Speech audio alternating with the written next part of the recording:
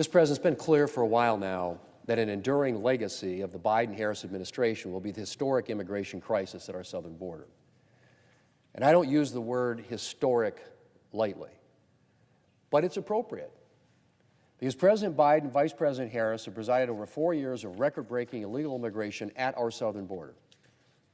That's right. The 4 highest years of illegal immigration ever recorded at our southern border have occurred on President Biden and Vice President Harris's watch.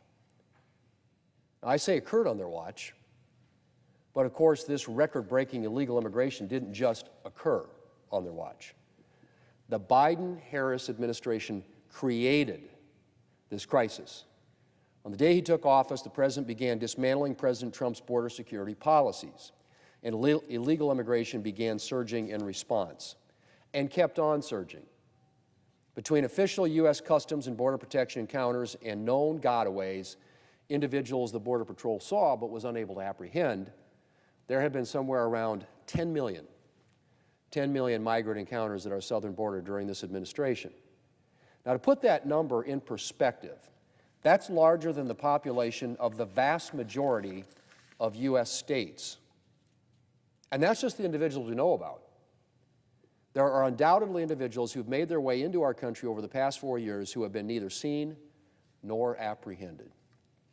Mr. President, the past 4 years have displayed the problems with unchecked illegal immigration. Shelters are overwhelmed. Border cities are overwhelmed. Blue cities far from the border are overwhelmed. The Border Patrol is stretched thin. Agents pulled off field work to process the massive numbers of migrants, and the list goes on. And of course, it's essential to remember that the situation at the border doesn't just affect the border. As I said, cities far from the border have struggled to deal with an influx of migrants. Criminals who have made their way illegally into the country have committed crimes far from the southern border. And the effects of cross-border illegal activity are felt all around the country. My state of South Dakota is about as far from our southern border as you can get, but law enforcement officials consistently tell me, in larger and smaller communities, that the deadly drugs they're dealing with have entered the country across our southern border. And then there are the national security issues. The June arrest of 8 Tajikistan nationals with suspected ties to ISIS who had illegally entered the country, as well as the identification of more than 400 migrants who used an ISIS-affiliated smuggling network to enter the United States, are just 2 examples of the kind of threats that we face and the dangers of the chaos that President Biden and Vice President Harris have allowed to rage and have unleashed at our southern border. Since October 2020, 387 individuals on the terrorist watch list have been apprehended attempting to cross our southern border between ports of entry. 387 individuals on the terrorist watch list. Those are the ones we caught.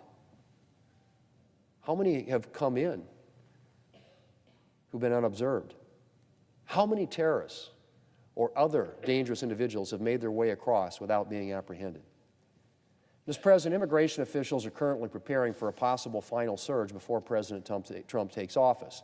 A clear sign, if one were needed, that migrants regard President Biden as the open border president. But final surge or no final surge, the days of this border crisis are numbered. Securing our border and removing those who have entered our country illegally are at the top of President Trump's priority list.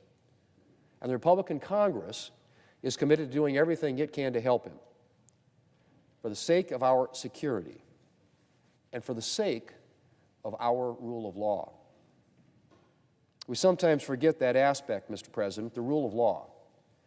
But the area of immigration should not be an exception to the principle that the law has to be respected. Immigrants have played and continue to play a vital role in this country, and that won't change. But immigration, Mr. President, has to be legal. We need to end the notion that illegal pathways are a viable way to take up residence in this country. And we will end that notion under President Trump. The Biden-Harris administration heralded the start of a border crisis. The Trump-Vance administration will herald the end of it. 2 more months. 2 more months, Mr. President. I yield the floor. Absence of quorum.